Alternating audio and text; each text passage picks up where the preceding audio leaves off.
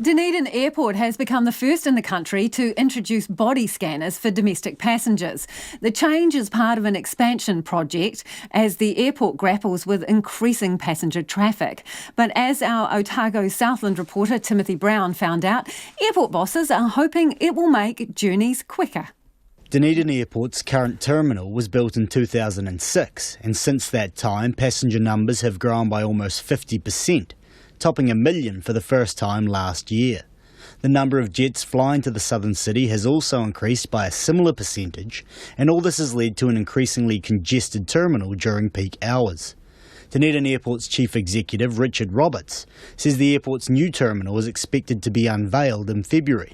The departure area will be almost twice as big, with new retail spaces and other amenities, and 200 additional car parks will help alleviate growing pains out front.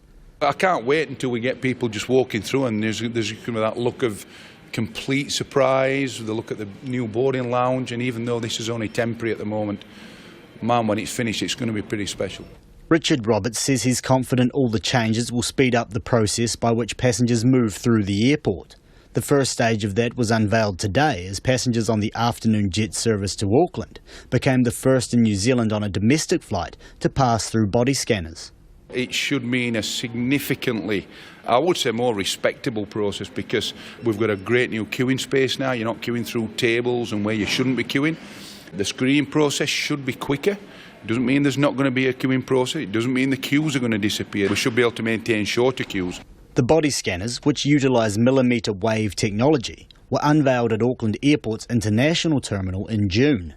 Mr Roberts says it may take some getting used to for passengers who haven't seen the scanners before, but they shouldn't be concerned. It's doing exactly what we do in a more efficient way, and with regard to people's privacy, you just need to go and have a look at the image. It is literally a cardboard cutout picture. You would have no idea who it was. It's not an X-ray type image. And so the concern is out there that this machine has some sort of Superman X-ray vision that's going to see them naked through their clothes? Hey, listen, I laugh, but I can really understand the concerns, and it's because we've not seen it before. But once you've gone through, you can see the image.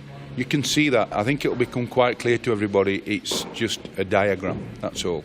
Aviation Security Services Group Operations Manager, Karen Irwin, says within the next 18 months, all domestic passengers flying on jet services from Auckland, Wellington, Christchurch, Dunedin and Queenstown, and those heading overseas, will pass through the scanners.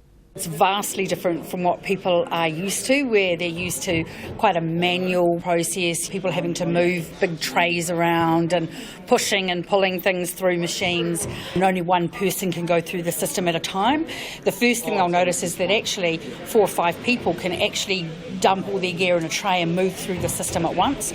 Karen Irwin says no images are captured nor stored. There is some concern because historically some of those body scanners were very intrusive, but we don't actually see the outline of the person. It's simply an avatar which looks like a gingerbread man, and all it does is show a little yellow box where there's something that we need to investigate a bit further.